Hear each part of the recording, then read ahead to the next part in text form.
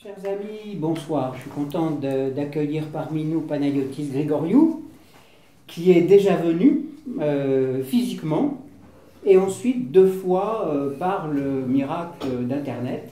On a fait avec lui le premier duplex avec Athènes, un jour particulièrement important. C'était un jour de manifestation en janvier 2015, et on a eu en direct un écho de la Grèce au retour de cette manifestation. Et puis l'année dernière, il y avait eu également un dialogue avec Panayotis et Frédéric Farah, toujours sur la même question, la situation de la Grèce, qui est un pays oublié dans les médias français, sauf pour dire de temps en temps que la situation s'améliore.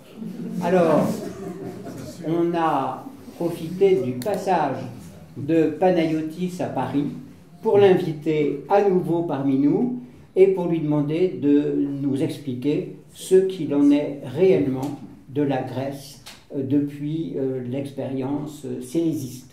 À vous, Panayotis, merci d'être là.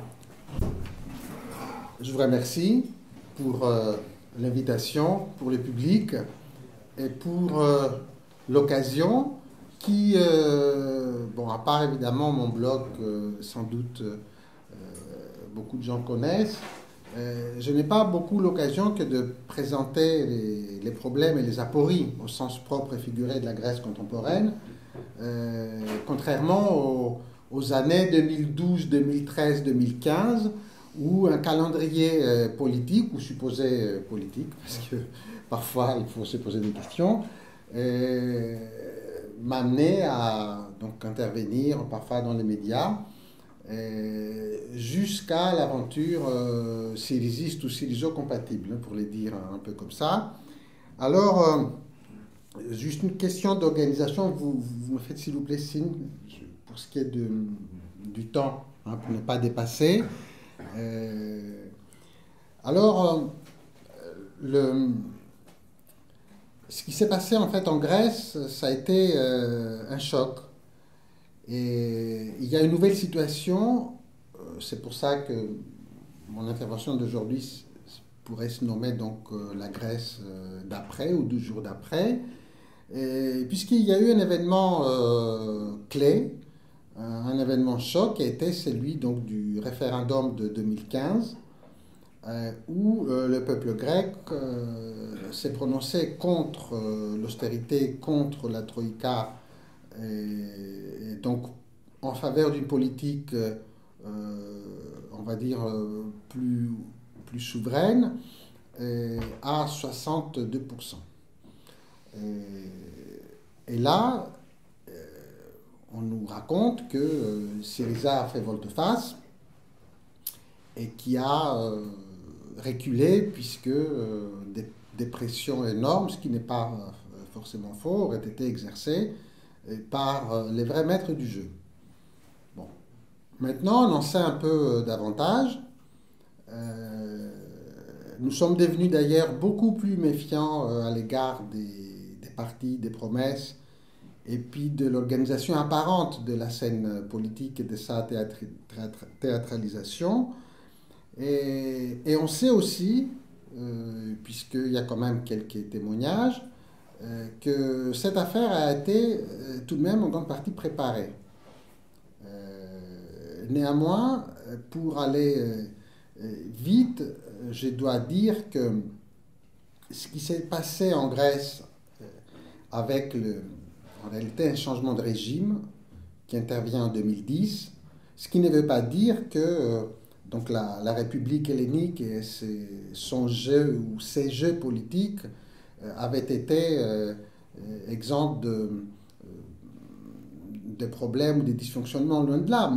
Mais en 2010, on a quand même un changement de régime qui dit et ne dit pas son nom, c'est long. C'est-à-dire, on passe directement sous tutelle. C'est un régime où, effectivement, la Constitution est à maintes fois violée, où même des décisions de la Haute Cour de justice quant à la conformité des mesures mémorandaires, donc d'austérité, mais il n'y a pas que de l'austérité en réalité, ne sont pas respectées dans les faits et par donc, les supposés gestionnaires politiques du pays.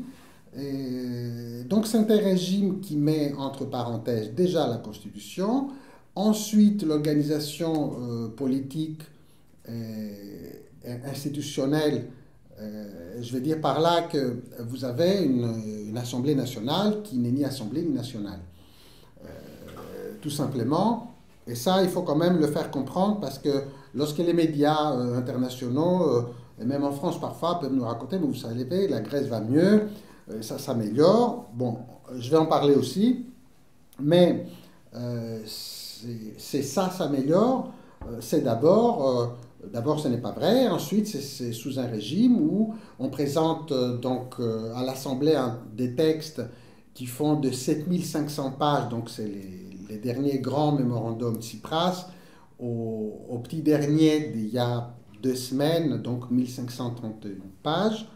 Et ce sont des textes qui arrivent à peu près par courrier électronique ou assimilés en anglais, et qui sont concoctés dans des cabinets d'avocats quelque part entre Bruxelles et Londres, et qui travaillent donc pour les institutions, dites les institutions, donc l'ex-Troïka élargie, et qui sont les plus souvent, textes sont traduits en grec rapidement ou via une traduction quasi ou semi-automatique, donc il y a plein de fautes, de bizarreries dans le texte. Ce sont des textes fourre-tout où on passe je dirais, de la fin du droit de grève aux réglementations de pêche, à la destruction des bateaux traditionnels, en passant par les retraites. En fait, tout y est ou presque.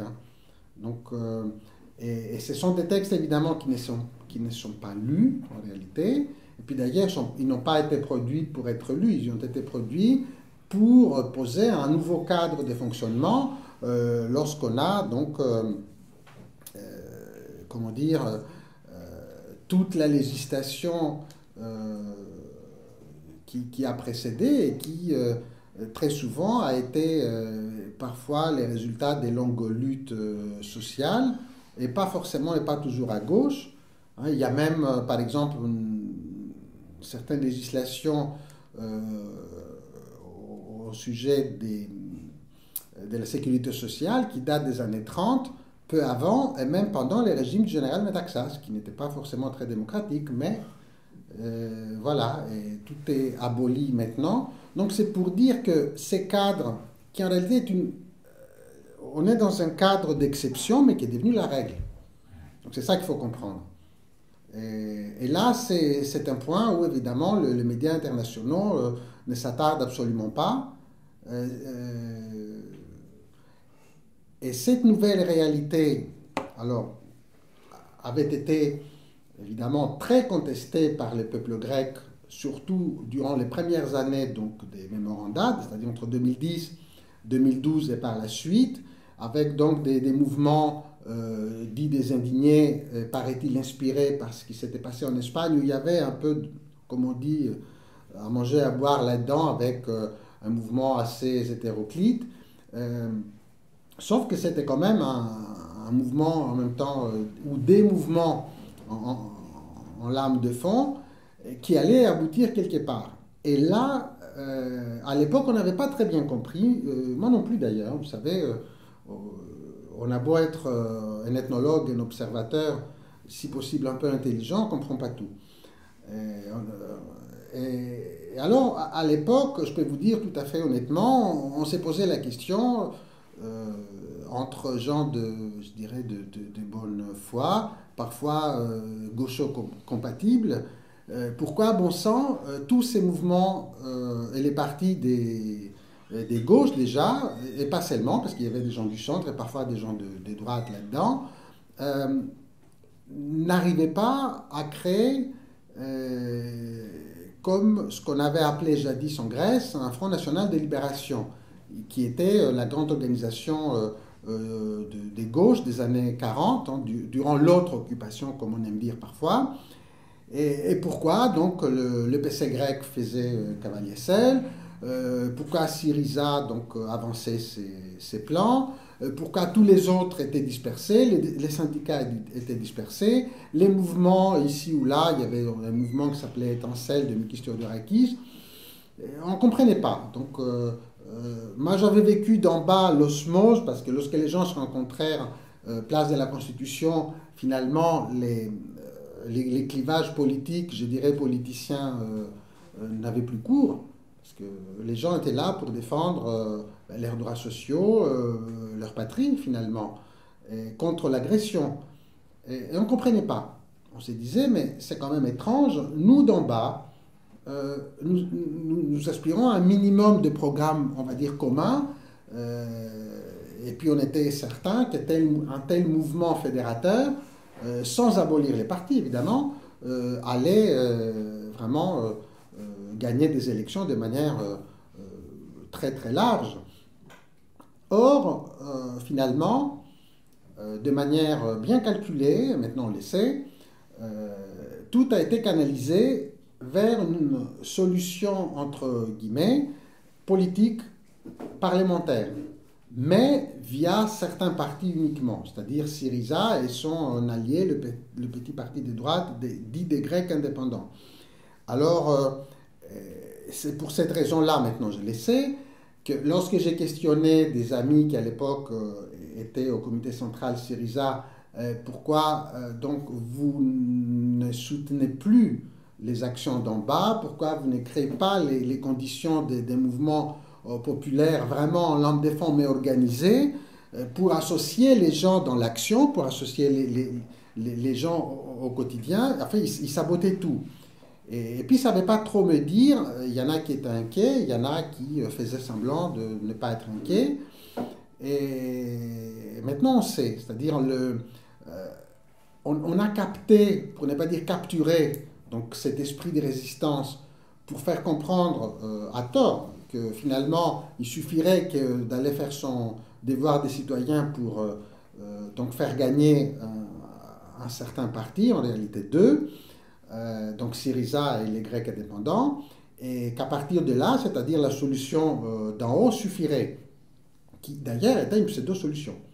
Donc, et au moment où Syriza est arrivé, et dont le programme dit des Thessaloniques, au dire même des fuites qu'on a maintenant, même si ces programmes-là, qui datent donc de 2014, avant l'arrivée de Syriza au pouvoir en janvier 2015, est un programme très mou, hein, les dirigeants d'alors, syrizistes, se disaient entre eux que finalement ce n'est qu'un programme de façade. C'est-à-dire on ne va pas vraiment faire ça. Et après coup, lorsque j'ai posé la question à des gens ex-comité central Syriza, ils m'ont répondu nous ne savions pas, une clique autour d'Alexis Tsipras décidait, c'était des gens qui partaient très souvent, donc on va dire en mission aux États-Unis ou ailleurs, ou à Bruxelles ou à Berlin, pour préparer donc la suite. Donc, et lorsque le moment du référendum arrive, parce que là c'est quand même un moment fort, où il y a quand même un équivalent avec les référendums français, hein, donc en 2005, mais je dirais dans un contexte beaucoup plus grave, beaucoup plus exacerbé, où effectivement tous les médias ont fait, je dirais, acte de propagande en expliquant aux Grecs que finalement, s'ils votaient non, l'univers n'existerait plus, ils sortiraient de la zone euro, ils sortiraient même de l'Union européenne, et je ne sais plus quelle autre calamité pourrait donc leur tomber sur la tête.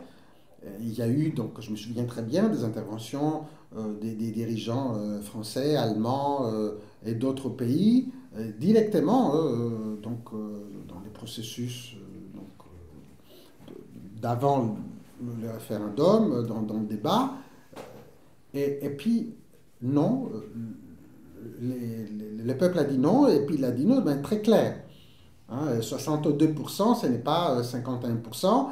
Et on sait en plus maintenant que Alexis Tsipras et donc les gens qui l'entourent avaient sciemment, je m'avance, mais je suis quasiment certain, organiser ces référendums pour le perdre, ou pour dire c'est pratiquement 50-50, donc finalement on va signer.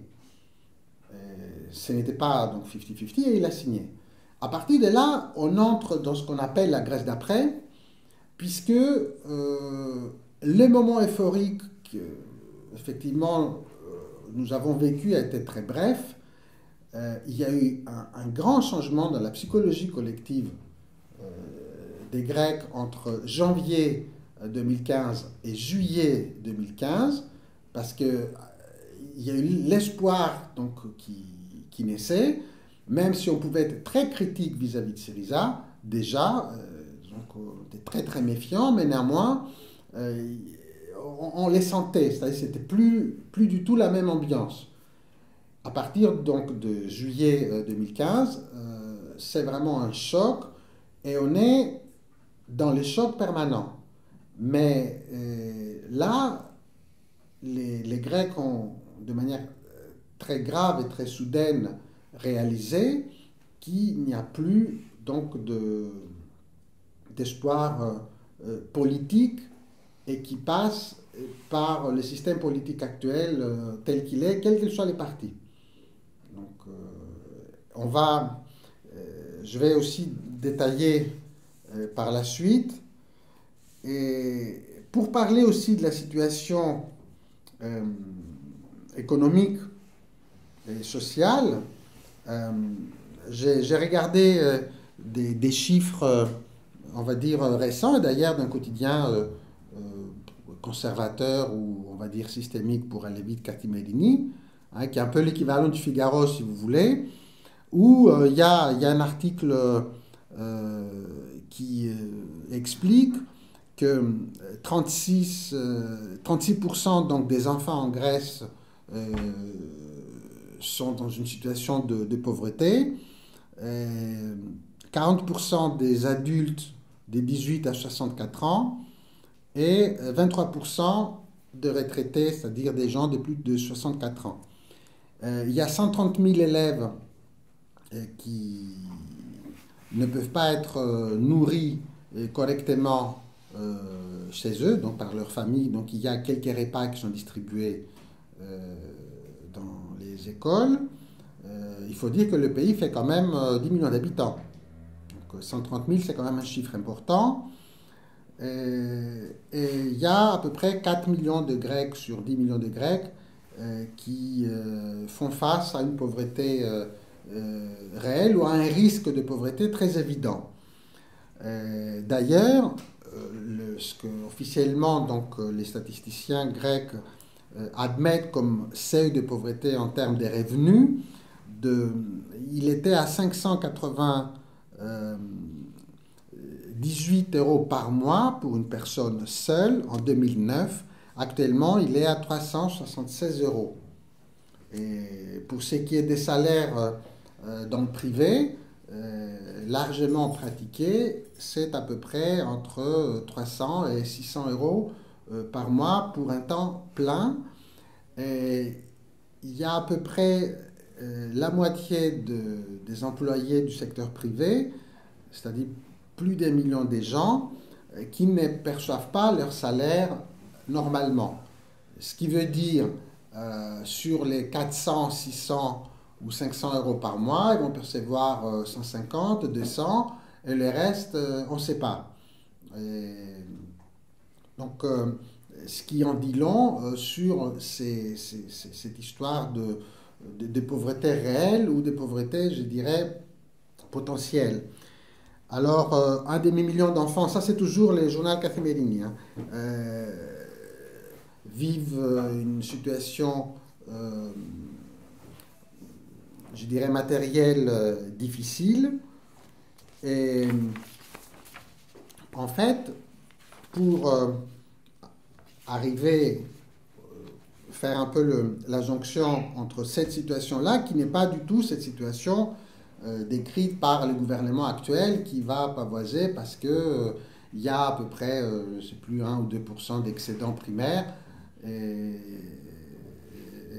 donc c'est même la commission s'en réjouit, etc.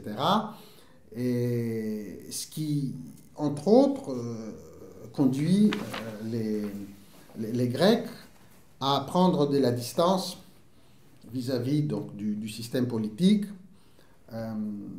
Aux deuxièmes élections législatives de 2015, c'est-à-dire de septembre 2015, l'abstention a été une abstention record, 56% des inscrits et 650 000 électeurs de moins qu'en janvier 2015, lorsque donc Syriza est arrivé au pouvoir. Et, par exemple, dans des villes comme le Pirée, plus de la moitié du corps électoral ne s'est pas rendu aux urnes. Et voilà donc la nouvelle situation. C'est une société où, effectivement, pour ce qui est de la politique, le clivage, on avait un clivage en fait mémorandum, anti-mémorandum. Alors, ces clivages-là est un clivage, je dirais, qui est intériorisé. Ça n'a plus tellement d'essence que dire on est pour ou on est contre. C'est comme dire, vous savez, il pleut, on est contre. Ben, il pleut. Voilà. Donc, c'est une nouvelle situation. C'est une nouvelle réalité acquise au détriment du plus grand nombre. Et je dirais, d'après ce que j'ai subi, j'ai ressens et j'observe, c'est à peu près les 70% de la société contre 30% au sens large. Donc on n'a pas une paupérisation de toute la société, ce n'est pas un effondrement de type, je ne sais pas, par exemple l'Argentine ou d'autres pays. Et il y a par contre un renversement complet, et je dirais même définitif, entre ce qui était l'immense classe moyenne, comme à peu près dans tous les pays du premier noyau, je dirais, de l'Union européenne, enfin l'ex-CE, où on avait une classe moyenne qui faisait à peu près 70%. Et puis après, dans les 30% restants, il y avait des gens, des situations n'étaient pas toujours évidentes. Là, nous sommes à 70% vraiment ne s'en sortent pas, ou sont dans des situations d'une précarité et précarisation très probable, contre 30%. Donc les 30% restants, il y a donc évidemment les gens qui sont les classes aisées, et puis il y a aussi des Grecs qui ont des revenus encore entre stables, donc les gens qui sont dans la fonction publique, parce que ce sont quand même des revenus stables, contrairement à l'immense majorité des gens qui sont dans le secteur privé, je parle des employés. Et puis, il y a évidemment les classes donc, plus aisées jusqu'aux classes très aisées. Il faut dire aussi qu'à peu près 4 400 000 Grecs ont des dettes envers le fisc et qui n'arrivent pas à donc, honorer. Et ça va au-delà de la légende, les Grecs ne payent pas leurs impôts. Évidemment, il n'y a plus aucun consentement à l'impôt, puisque même ceux qui... bon, de toute façon, beaucoup de gens ne peuvent pas faire autrement, mais comme l'État qui est en face est un État ennemi, le peu de consentement qui pouvait encore exister n'est plus. Après, comme d'ailleurs le journal Katib Eleni, qui est un journal, on va dire, systémique, l'admet, parce qu'il y a eu des articles récemment, pour beaucoup des gens et d'entreprises, ne pas payer l'impôt ou tricher, comme on dit, sur la TVA, est un facteur de survie. Il faut savoir que la petite entreprise, et pas seulement la petite, est imposée. Donc il y a à peu près 25% du chiffre d'affaires en termes d'impôts à partir du premier euro gagné. Ensuite, il y a des cotisations à peu près à hauteur de 25%, plus d'autres taxes. On arrive facilement entre 70 et parfois 80% donc, du chiffre d'affaires qui part comme ça. Donc lorsqu'on pose la question à des gens, parce que moi je pose la question à des gens, comment vous faites, des gens des entreprises, ils me disent c'est très simple.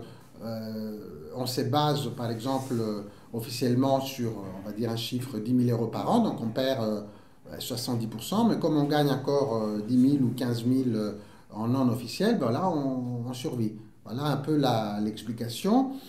Et donc, c'est une situation très délicate et très dure pour la plupart des gens des entreprises. Il y a une atomisation des esprits, chacun pour soi. Il y a une sociabilité en berne, hein, contrairement aux légendes, c'est-à-dire les amis ne se retrouvent plus parce qu'ils n'ont pas les moyens, parce qu'ils n'ont pas envie, parce que les histoires racontées sont toujours les mêmes, elles ne sont pas forcément très joyeuses. Et donc il y a un malaise, et puis il y a même des malaises tout court, comme par exemple une affaire qui a été révélée par un quotidien. Un monsieur a fait un malaise dans le métro, l'indifférence fut totale. La rame a parcouru plus de 6 stations avant que 2 personnes dans le wagon s'occupent un peu de ces messieurs donc, qui étaient par terre. Et puis, lorsque la rame s'est finalement arrêtée en attendant donc, les secours, dans le wagon, c'était la grande protestation. Permettez-moi l'expression, ça a été écrit quand même dans la presse. Dégagez-nous les connards, ils nous gênent, on a autre chose à faire. Grecs comme migrants, parce qu'il y avait des migrants aussi dans la rame, tous unis, je dirais, dans la déshumanisation. Et ça, c'est quand même nouveau, ou relativement nouveau. Et les Grecs appellent ça une sorte d'américanisation, c'est-à-dire un désintérêt quasi complet envers autrui, ce qui n'était pas quand même dans leur culture, en tout cas jusqu'il y a une dizaine d'années. Et en même temps, il y a d'autres faits de société, il y a beaucoup de meurtres. Il y a beaucoup de meurtres à l'intérieur des familles, parricides, infanticides. Et même ce qui est très rare quand même en Grèce, c'est-à-dire il y a des femmes qui tuent leurs enfants. Donc après, évidemment, on peut dire, mais vous savez, dans ces situations-là, il y a un terrain, il y a des antécédents, je dirais, psychotiques, il y a ceci, il y a cela. Moi, je vais bien. Mais lorsqu'on discute sérieusement avec des médecins et des gens qui sont dans la branche santé, on nous dit oui, tout ça est vrai, sauf que la crise, la paupérisation, le manque de repères, la fin du contrôle du calendrier, c'est-à-dire la gestion du temps qui est quand même très importante dans les sociétés, dans toutes les sociétés, puisqu'on n'a pas les contrôles de notre destin, c'est-à-dire on ne sait pas ce qu'on va pouvoir organiser au niveau personnel, au niveau social, au niveau politique. Donc c'est une destruction du sens, et ce qui amène donc des gens, des sujets si vous préférez, à l'autodestruction. Les derniers suicides en date est celui d'hier ou d'avant-hier. Un monsieur s'est jeté d'un navire qui naviguait en mer Égée, en Naxos, et il est mort. Donc son corps a été retrouvé en mer. Et là, ce sont donc des quasi-nouveautés. Et là, c'est pour ce qui est, on va dire, nouveau. Et par contre, tout n'est pas nouveau en Grèce. C'est-à-dire ce qui tient de manière de faire héritée donc d'un passé très lointain, c'est le clientélisme. Donc les clientélismes, ça ne change pas, les népotismes, ça ne change pas. Syriza a fait entrer dans la fonction publique et assimilé, même si les gens ne sont pas des titulaires, à peu près 70 000 personnes, ce qui a été quand même interdit par la Troïka au gouvernement précédent. Donc ça, c'est quand même un peu, entre guillemets, étrange. Ce qui a été interdit formellement et que le gouvernement Samaras, d'ailleurs, pro mémorandum, n'a pas osé, n'a pas pu, c'est Syriza qui le réalise justement pour créer sa clientèle politique, en début évidemment gagner les élections et se maintenir. Et c'est quand même un nouveau régime. C'est la fin de la croyance, lorsqu'on parle sérieusement, et entre nous, entre voisins. Donc la croyance envers les partis politiques, et ça va bien au-delà. Ce qui est quand même nouveau, c'est que ce qui est rejeté, c'est tout le système politique. Et ce n'est pas seulement une affaire de parti, c'est-à-dire dire, vous savez, ces gens-là ne font pas leur travail, ou ils nous ont trahis, donc on va avoir. Non, c'est l'ensemble du système politique. Et ce qu'on entend de plus en plus en Grèce, qui est quand même, là c'est une nouveauté, c'est il nous faut un Papadopoulos, c'est-à-dire un colonel. Et c'est quand même une, entre guillemets, affirmation qu'on n'avait pas entendue depuis la fin de la dictature, qui n'a pas été forcément très populaire. Et même par des gens jeunes hein, qui n'ont jamais connu donc, cette époque. Et il y a dans les mentalités comme une aspiration vers un régime fort qui viendrait, on ne sait pas comment, par un homme fort, si possible militaire. Donc c'est à peu près dans l'air du temps, de manière très très diffuse.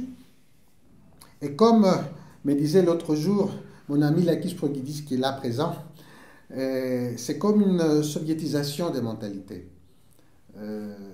C'est-à-dire, il y a eux et nous. Lorsque les Grecs donc, désignent le système politique, donc c'est comme s'il s'agit des apparatchiks, et puis finalement notre vie et notre comportement politique qui n'est plus existé n'est plus en rapport avec ces gens. Donc ces gens agissent, évidemment parce qu'ils ont leurs intérêts et contre l'intérêt du pays. Donc nous allons essayer à nous débrouiller comme on peut, à notre niveau, survivre, peut-être créer une activité ou quitter le pays même. Et il y a donc une apathie depuis les référendums et il y a un repli vers les affaires privées qui fait quand même un peu penser à la situation, toute proportion gardée, que les cités grecques avaient connue durant l'Antiquité après justement Philippe de Macédoine et Alexandre le Grand. Il y a d'ailleurs un historien philosophe dominicain que vous connaissez peut-être, André-Jean Festusière, qui était français et qui est décédé dans les années 80, qui a écrit donc un livre sur Épicure et qui effectivement évoque cette réalité où les ex-citoyens, puisque néanmoins, même pour le meilleur ou pour le pire, les citoyens athéniens avaient quelque part les destins de la cité entre leurs mains, devraient désormais ne s'occuper que de leurs affaires privées, philosopher, si possible, et puis comprendre que toutes les décisions sont des décisions impériales. Et évidemment, cette situation n'a pas duré 5 ans, mais des siècles. Et je dirais que toute proportion gardée, pardonnez-moi l'anachronisme dans un sens, nous sommes un peu dans une situation un peu analogue, sans évidemment savoir jusqu'où ça peut durer, hein, jusqu'à quel moment. Et là, l'État grec déjà est considéré comme un État ennemi. Il y a les départs physiques, non pas seulement mental, mais physiques, des personnes physiques donc, et des entreprises, donc des gens qui délocalisent leurs activités. Il y a entre 1,5 million et 700 000 personnes qui ont quitté le pays, ce qui est énorme, hein, pour un pays de 10 millions d'habitants, et ce qui influe aussi sur les mentalités politiques, tout de même. Et puis il y a aussi un départ d'entrepreneurs très très puissants. Par exemple, les plus grands industriels de la branche laitière grecque a transféré son siège au Luxembourg et il a même investi à peu près 100 millions d'euros pour, ça s'appelle Faye, F-A-G-E, la marque, hein, parce qu'il faut le citer. Hein. Donc, cette entreprise, c'est une famille grecque, donc, qui a délocalisé les sièges, mais délocalise aussi une des usines, c'est-à-dire faire une usine en Grèce, pour investir 100 millions d'euros pour une usine au Luxembourg. Donc là, il y a quand même un argument qui pourrait être évident, quand même, les coûts salariales au Luxembourg, est, entre autres, beaucoup plus élevés qu'en Grèce. Et de même, la plus grosse entreprise de sidérurgie restante a délocalisé son siège à Bruxelles, par exemple, ainsi de suite. Donc il y a comme ça un départ, et puis il y a des départs au niveau de l'esprit. J'ai des amis qui, après avoir lutté pendant des années et des années, qui ont été même très proches des Syriza et qui ont animé des comités de quartier, qui ont été vraiment très très actifs, dorénavant, c'est-à-dire depuis à peu près 2 ans, fréquentent beaucoup les monastères. Les monastères sont pleins, surtout les week-ends. Donc des gens y vont tout seuls ou en famille. Ils y restent, ils discutent, ils méditent peut-être. On peut penser ce qu'on veut, mais c'est très nouveau. Et là, moi, ce que je vois, certains de mes amis qui me racontent, qui d'ailleurs qui m'invitent, je remarque que comme il n'y a pas autre chose, je dirais, autre idée et autre possibilité que de s'accrocher à quelque chose on va dire, de solide et d'existant depuis très longtemps, parce que bon, l'Église orthodoxe ne date pas d'hier, mais voilà, j'ose pas dire que c'est un retour vers la religion, mais c'est quand même encore une nouvelle situation. Bon, en même temps, toutes les enquêtes l'ont prouvé, il y a une augmentation donc de la circulation et la prise des substances et médicaments anxiolytiques, des drogues, ça explose, et aussi des accidents de la route. Alors, pour revenir au système politique, donc les systèmes politiques dans tout ça, ils fonctionnent en vase clos. Donc, on a évoqué, il y a un pseudo-parlement. Les partis sont des partis figurants, dont d'ailleurs les partis qui sont supposés être des partis contre donc les mémorandats, essentiellement le Parti communiste et l'Aube dorée, pour des raisons opposées mais parallèles. Et, évidemment, il y a eu les chocs du référendum, mais alors ce qu'il faut dire, c'est que ces chocs du référendum et cette gestion syriziste très cynique à mon avis et à l'avis de nombreux autres observateurs de la situation, ridiculiser même toute la gauche ou toutes les gauches.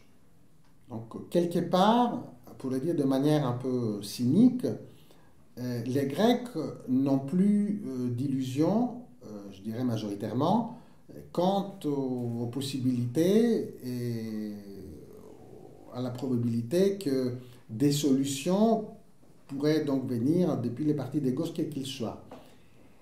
D'ailleurs,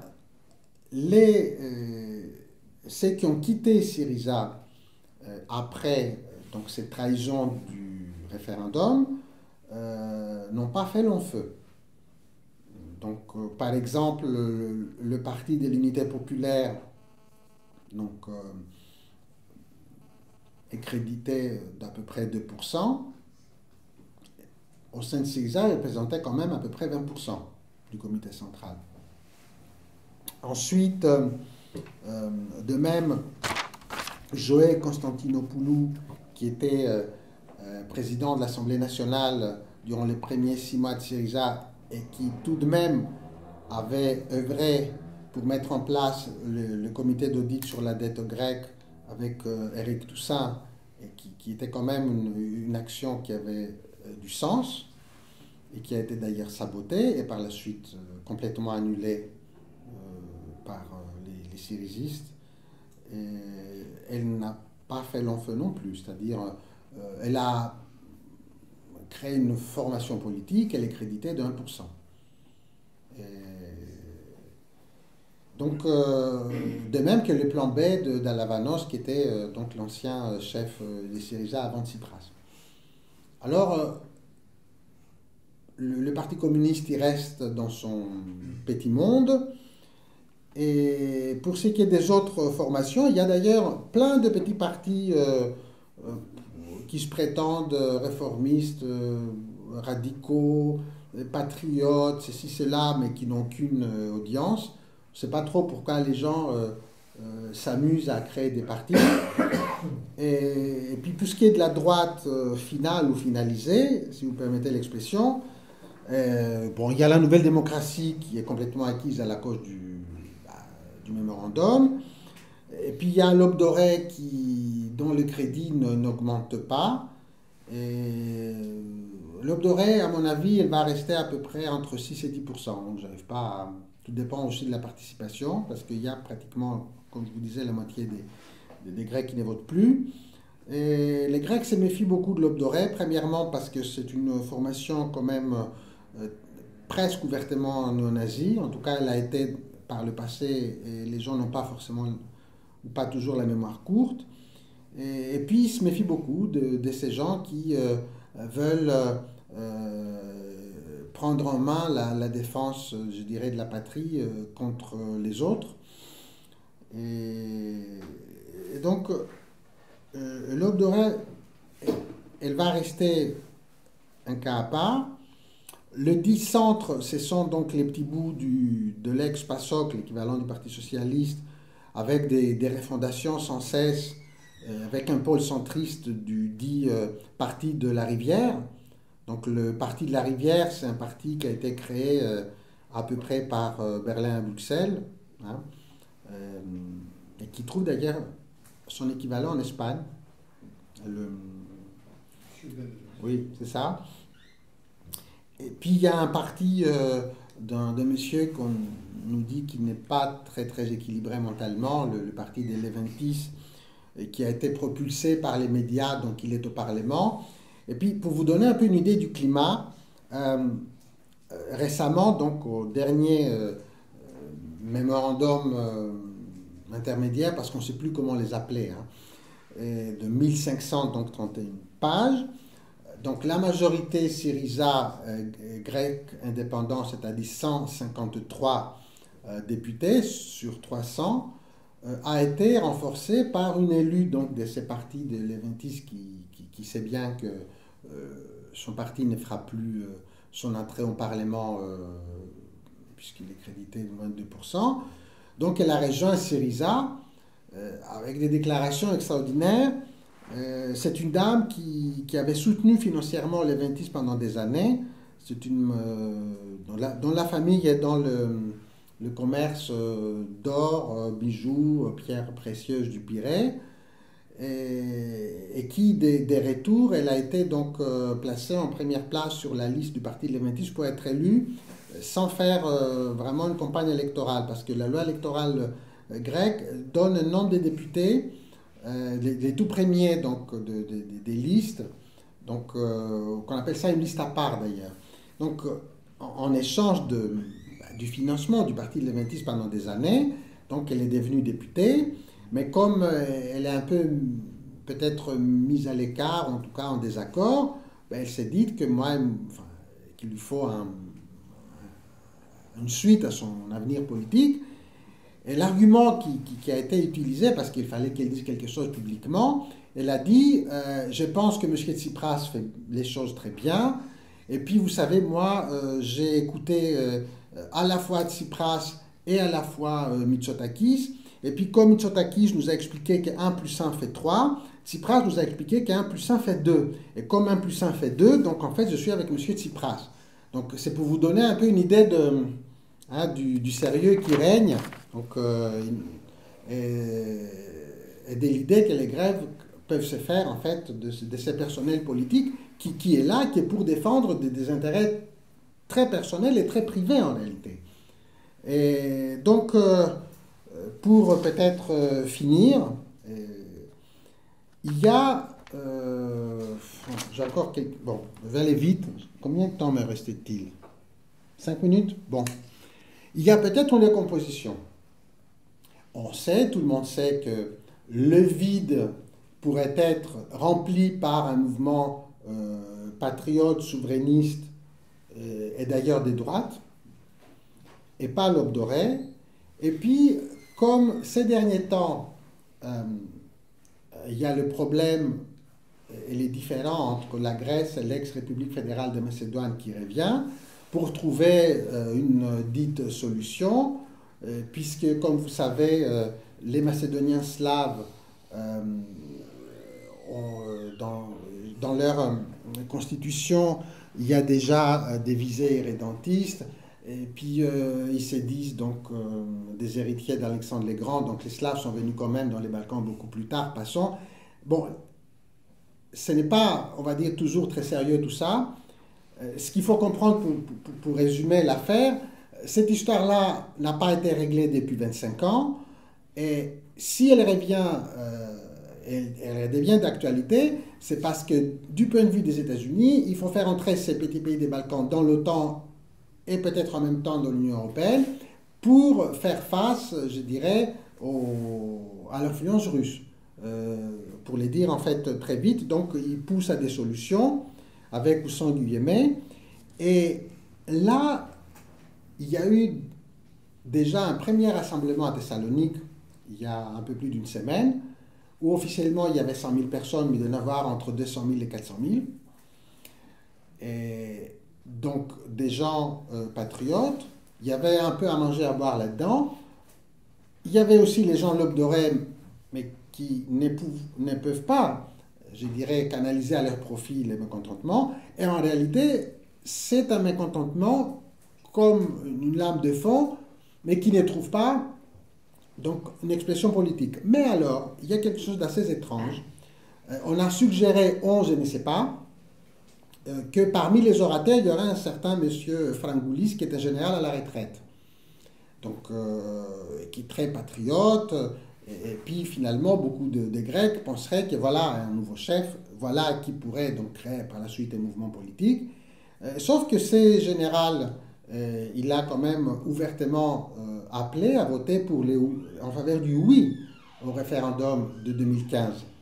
Donc, c'est pour vous dire qu'il y a peut-être une remanipulation, peut-être, je dis peut-être parce que je ne sais pas, mais nous sommes devenus très méfiants, peut-être qu'on va nous jouer les coups de créer des mouvements qui vont être non pas gaucho-compatibles, mais droito-compatibles, donc pour encore une fois canaliser, je dirais, la colère populaire, jusqu'à comprendre que finalement ce n'est pas ça. Alors, pour finir, les sentiments des Grecs, celui qui prédomine actuellement, c'est la dépossession.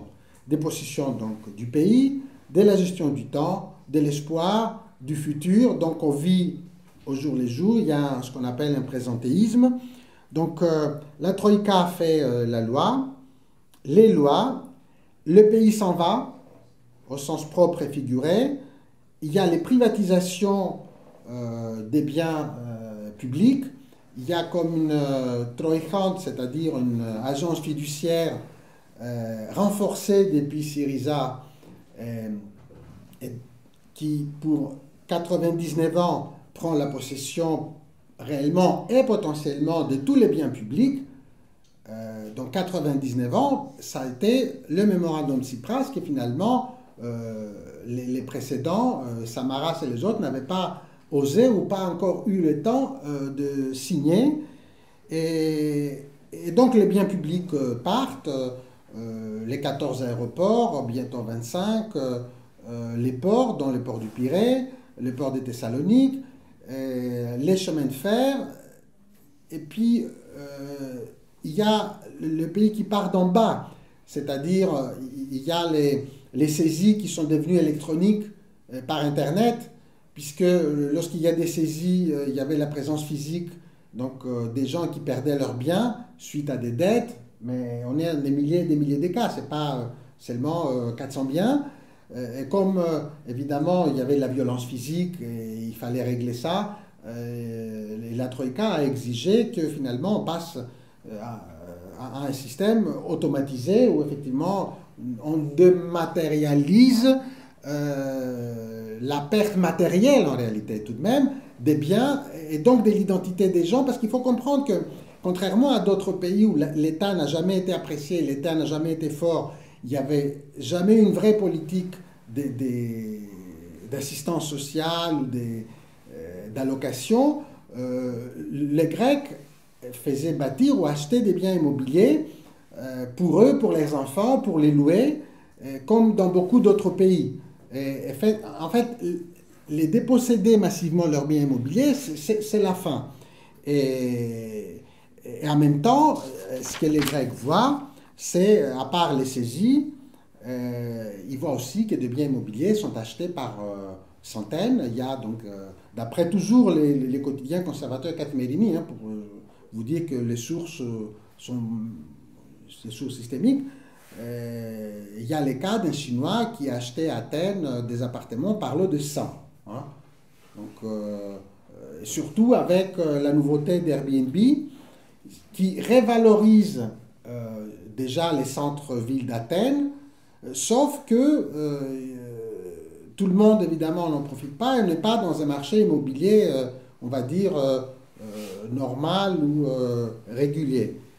Et conclusion, il n'y a pas de conclusion. Je dirais que nous entrerions dans une forme d'antiquité tardive longue, avec un Eldorado touristique, mais qui n'est pas tout à fait évident pour tout le monde. Il y a des sociétés entières dans le tourisme, hôtels, une très grosse société qui possède des voiliers et qui est cédée à des capitaux étrangers, ce qui veut dire que il y a un problème. Et voilà qu'on essaye donc de se maintenir sur place, dont moi, avec un concept touristique. Donc vous trouverez un peu les tenants et les aboutissants. J'avais laissé quelques dépliants. Donc voilà, je vous remercie. Et si vous avez donc des questions, parce qu'on pouvait, vous savez, on pouvait continuer sur ces affaires grecques pendant longtemps. C'est un sujet malheureusement inépuisable. Voilà. Merci. Merci, Panayotis.